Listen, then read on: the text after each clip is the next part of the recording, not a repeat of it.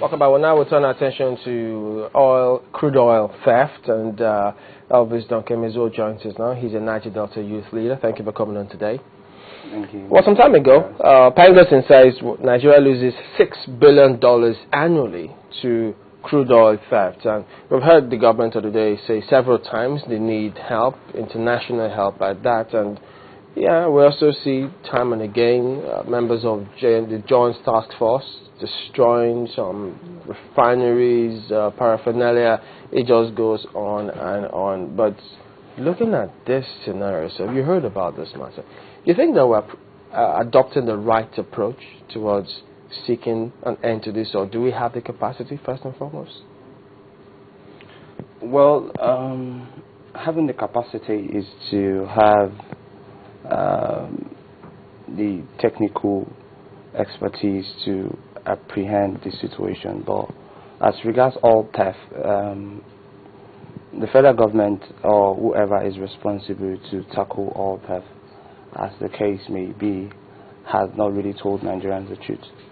Because I see the pronunciations of all theft as a decorated word for an excuse of what is happening in the Niger Delta. Categorically, I could say in quotes that there's no oil theft issues like oil theft in the Niger Delta. Really? Why? Yeah, reason because I would tell you, yeah, that there's a superior directive to certain people to take big barges like Paco liners to the Niger Delta to take up oils for themselves to go and sell and make money. You know, so if you study physics, you know what circuit means. It's a circuit problem where you have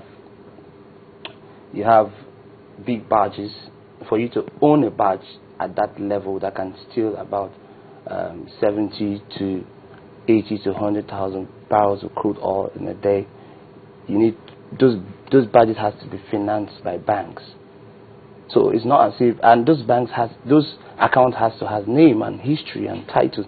So apparently, the government and its security apparatus cannot tell us that they don't know who owns those barges that comes to the Niger Delta to steal crude oil. You know, so in other words, you're saying that this is not stealing of crude oil. It's a superior directive to come to the region and take oil to go and sell and make money for certain people. Probably is another word to settle the big wings in the country. Take oil. Yeah, it's take. They are not stealing it because what is going on in the Niger Delta is an eyesore. Sometimes you see where the JTF escorts the barges to the creeks to steal oil.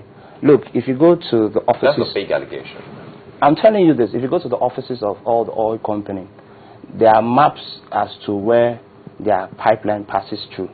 So they categorically know where their pipeline passes through. In 2008, myself had written to the MD of Shell, Pt. Then he just came in, and I told him that we propose to introduce a routine of pipeline security check, since you have a database of wherever the routes where your pipeline passes through.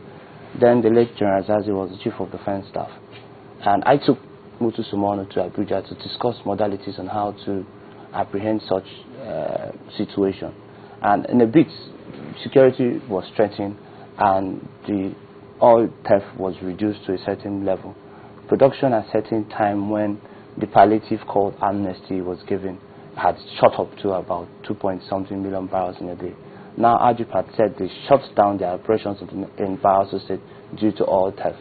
Now the question is, if the company was operating successfully in the past 6-7 months and now the operation has been slow or it's down, that means the policies of the company, it should be checked. You know, and Shell says their policy do not allow them to link up directly to the oil communities. So that has been most of our problems. You know, so we are agitating for adequate legislation. If we have adequate legislation in place where we will contribute as equity to the oil explorations in this country. You're talking about the communities. The communities, the oil producing communities. Because recently, some weeks ago, I was on my way to the local council jamboree elections in Bauchi State, when I saw shell preparations going on in my community. It's called Pt.1, and this project is being